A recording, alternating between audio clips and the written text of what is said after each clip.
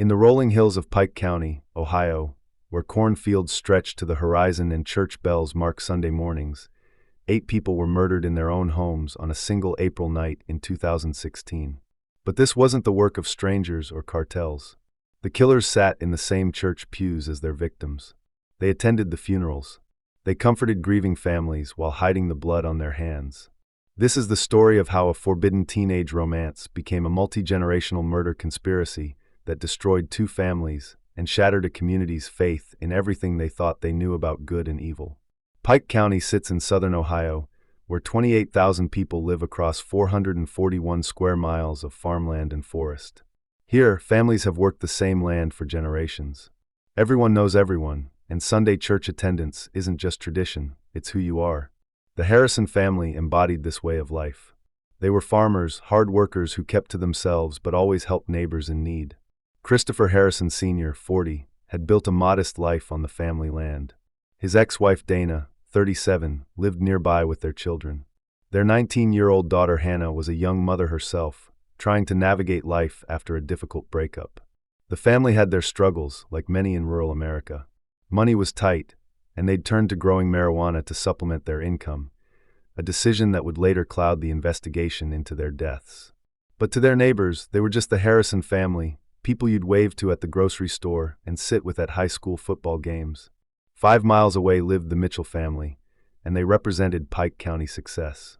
Billy Mitchell, 47, had built a horse-breeding empire worth $4 million across 2,000 acres.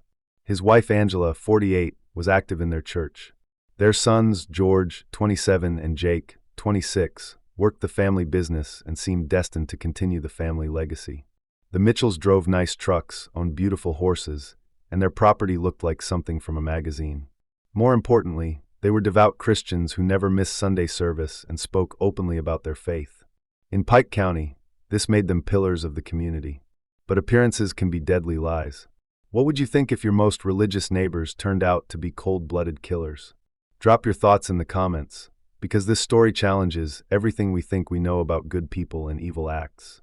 It started when Jake Mitchell was 18 and Hannah Harrison was just 13. In small towns, age gaps that would raise alarms elsewhere often go unnoticed, especially when families know each other. Jake was charming, from a successful family, and Hannah was a pretty farm girl just entering her teens. Their relationship began as what many saw as young love. But as Hannah grew older, Jake's affection became possession. By the time Hannah was 16, she was pregnant with Jake's child. In many small communities, this would lead to marriage and settling down. Instead, it marked the beginning of a custody battle that would end in mass murder. When their daughter Sophia was born, Jake's control intensified. He wanted constant access, demanded input on every decision, and grew furious when Hannah set boundaries. The Mitchell family rallied around Jake's demands, treating Hannah like an obstacle to their grandchild rather than the child's mother. Hannah fought back the only way she knew how. She limited Jake's visits, refused to sign custody agreements that gave him more control, and tried to build a life independent of his demands. On social media, she posted photos of her daughter and wrote about her dreams for their future together. It was on Facebook that Hannah posted the words that would seal her fate. "They'll have to kill me first before I give up my daughter." Jake Mitchell screenshotted that post. He showed it to his family, and they decided Hannah was right. They would have to kill her first. But the Mitchell family didn't just plan to kill Hannah. They planned to eliminate anyone who might interfere with their claim to Sophia. That meant Hannah's entire family had to die. Have you ever seen someone's love turn into dangerous obsession? The signs were all there, but this community missed them. What warning signs do you think people should watch for? Share your thoughts below. What happened next reveals the calculated evil that lived behind the Mitchell family's Christian facade. For 3 months, from January to April 2016, the entire family conspired to commit mass murder. This wasn't a crime of passion. It was methodical, organized, and planned with military precision. Billy Mitchell, the patriarch, became the operations commander. Angela Mitchell, the church-going mother, helped coordinate logistics. Sons George and Jake worked out the tactical details. Every Sunday, they sat in church and prayed. Every weekday, they planned murder. They researched the Harrison family's routines, noting when people came and went from the 4 properties where family members lived. They purchased weapons and materials to build homemade silencers, practicing their construction until they could muffle gunshots effectively. They assigned roles, who would kill whom, in what order, and how they would avoid detection. The family held regular meetings disguised as normal dinner conversations. Angela Mitchell would cook, they'd say grace, and then discuss how many bullets they'd need and which family members posed the greatest threat to their plan. They justified their actions through a twisted interpretation of protecting their family and their rights to Sophia. During this time, they maintained their public personas perfectly. Billy Mitchell attended church board meetings. Angela volunteered for community events. Jake continued working on the family farm. To everyone in Pike County, they remained the successful, religious family they'd always appeared to be. The depth of their deception becomes clear when you realize they spent Easter Sunday 2016, just weeks before the murders, in church with their victims. They sang hymns alongside the Harrison family, shared fellowship, and planned to execute them all within days. By April 2016, they had everything in place: weapons, silencers, detailed knowledge of their targets' locations, and a timeline for systematic execution. They'd even planned what they'd do with Sophia after her entire family was dead. The only thing left was to pull the trigger. April 21, 2016, began like any other spring day in Pike County. Christopher Harrison Sr. worked on his property. Hannah spent time with baby Sophia. Family members went about their normal routines, unaware that their trusted friends had already loaded their weapons and begun driving toward their homes. The Mitchell family moved like a military unit that night. They struck 4 different locations across Pike County with precision timing, ensuring no one could warn the others or escape. Each murder was execution style: close range, multiple shots, no chance for mercy or explanation. At the first location, they found Christopher Harrison Sr. The man who'd known Billy Mitchell for years, who'd trusted him as a friend and neighbor, was shot multiple times before he could understand what was happening. Billy Mitchell later told investigators he cried, "I just shot my best friend," as Christopher died. The killers moved systematically through their target list. Christopher's brother Kenneth, 44, was executed at his home. Their cousin Gary, 38, died the same way. At Hannah's location, they found their primary target, the 19-year-old mother who dared to keep her daughter from them. Hannah Harrison was shot multiple times while her 4-day-old baby lay sleeping nearby. Think about that for a moment. They murdered a teenage mother while her infant slept in the same room. The baby was unharmed, not out of mercy, but because she was what they'd come to collect. Also killed were Hannah's brothers, Frankie, 20, and Christopher Jr., 16. Frankie's fiancée, 20-year-old Hannah Gilley, died simply because she was there. 8 people total, ranging from 16 to 44 years old, executed in their own homes by people they trusted. The Mitchell family spared 3 young children that night, including baby Sophia. These children would wake up to find their world destroyed, their families gone, and their lives forever changed by people who claimed to love them. Can you imagine the terror of those final moments? The confusion of seeing familiar faces before realizing they'd come to kill you? What goes through your mind when trusted friends become executioners? Leave your thoughts in the comments. Dawn broke on April 22, 2016, with the discovery of 8 bodies across Pike County. Family members making routine visits found the carnage and called 911. Within hours, one of Ohio's largest crime scenes was crawling with investigators, and the nation's media was descending on this quiet farming community. Pike County had never seen anything like this. Their sheriff's department, equipped to handle bar fights and property disputes, suddenly faced the largest murder investigation in Ohio history. The FBI and DEA arrived with teams of specialists. News vans lined rural roads where satellite dishes had never been seen. Residents locked doors that had never needed locks. Parents kept children home from school. Neighbors eyed each other with suspicion, wondering if the killers lived among them or had moved on to terrorize other communities.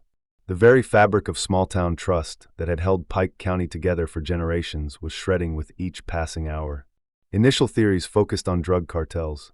Investigators had discovered large-scale marijuana operations at the Harrison properties, over 200 plants with potential street value in the millions. The execution-style killings suggested professional assassins, possibly Mexican cartel enforcers sending a message about territory or debts. This theory made sense to investigators and brought some relief to residents. If cartels were responsible, then the killers were outsiders who would disappear back to wherever they'd come from. Pike County could mourn, heal, and eventually feel safe again. But the Mitchell family knew better.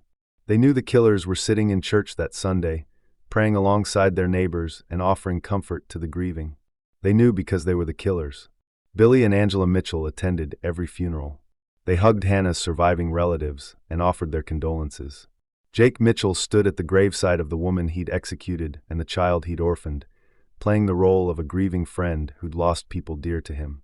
For 2.5 years, this performance continued. The Mitchell family became advocates for justice, speaking to media about the need to find the killers and supporting the Harrison family's survivors. They were such convincing mourners that some community members suggested they establish a memorial fund in the victims' honor. What the Mitchell family didn't count on was the persistence of Ohio's investigators and the power of modern forensics. The case became the largest criminal investigation in state history, involving 251 officers from 25 different agencies. The FBI's Behavioral Analysis Unit created psychological profiles. Digital forensics experts analyzed thousands of hours of phone records and internet activity. Over 1,100 tips poured in from across the country. Investigators followed every lead, from cartel connections to family disputes to business partnerships gone wrong. They analyzed ballistics evidence from 8 different crime scenes, looking for patterns that would identify the weapons and their users. The breakthrough came not from dramatic detective work, but from methodical police investigation and family cooperation. As the evidence mounted, pressure increased on the Mitchell family. Phone records showed suspicious activity around the time of the murders. Financial records revealed unusual purchases of weapons and equipment. Witness statements began connecting the family's relationship to the custody dispute. The most damaging evidence came from within the Mitchell family itself. Facing potential death penalties, family members began considering cooperation with authorities. The prospect of watching their children and grandchildren executed by the state made some family members reconsider their loyalty to the conspiracy. In November 2018, nearly 3 years after the murders, the breakthrough finally came. Armed with search warrants and overwhelming evidence, law enforcement moved simultaneously across multiple states to arrest the Mitchell family members. The community that had supported them, mourned with them, and never suspected them watched in shock as their neighbors were led away in handcuffs on charges of aggravated murder. The courtroom revelations were more disturbing than anyone had imagined. This wasn't just a murder case. It was the story of a family that had systematically planned and executed genocide against their neighbors while maintaining the facade of Christian virtue. Jake Mitchell, facing death penalty charges, agreed to cooperate with prosecutors in exchange for life sentences. His testimony revealed the full scope of the conspiracy: months of planning, detailed surveillance of victims, and family meetings where they discussed murder over Sunday dinner. The evidence showed how the Mitchell family had justified their actions through a twisted interpretation of protecting their family interests. They viewed Hannah Harrison not as a 19-year-old mother trying to protect her child, but as an obstacle to their family's rights that needed to be eliminated. The other victims weren't innocent family members, but potential witnesses and threats to their custody goals. Angela Mitchell had helped plan the logistics while maintaining her church activities. Billy Mitchell had coordinated the operation while attending community meetings. George Mitchell had participated in surveillance while working his regular job. The family had compartmentalized their lives so completely that they could commit mass murder and then attend church the next Sunday without apparent psychological strain. The prosecution revealed evidence of the family's religious hypocrisy. They'd prayed for the victims' families while hiding their guilt, asked God's blessing on their conspiracy, and justified murder through selective interpretation of biblical passages about protecting family. Most disturbing was the revelation that this had all been about control. The Mitchell family couldn't accept that Hannah Harrison had the right to make decisions about her own child. Rather than respect her autonomy or work within legal custody frameworks, they chose annihilation. What drives people to such extremes? How does a custody dispute escalate to mass murder? The psychology here is complex and disturbing. What are your theories about what really motivated this family? Share your thoughts below. The trial stretched across multiple years, with each Mitchell family member facing separate proceedings. Jake Mitchell received 8 life sentences without parole in exchange for his cooperation and testimony against his family members. His detailed confessions provided prosecutors with the evidence needed to secure convictions against the others. Billy Mitchell was sentenced to death for his role as the conspiracy's leader. Angela Mitchell received multiple life sentences for her participation in planning and logistics. George Mitchell also received life sentences for his role in the murders. But the real victims of this case weren't just the 8 people killed that April night. Sophia Harrison, the child at the center of the custody dispute, lost her mother and grew up knowing that her father had orchestrated the murder of her entire family to gain control over her. The surviving children witnessed trauma that will affect them for the rest of their lives. Pike County itself became a victim. The community's sense of safety and trust was destroyed.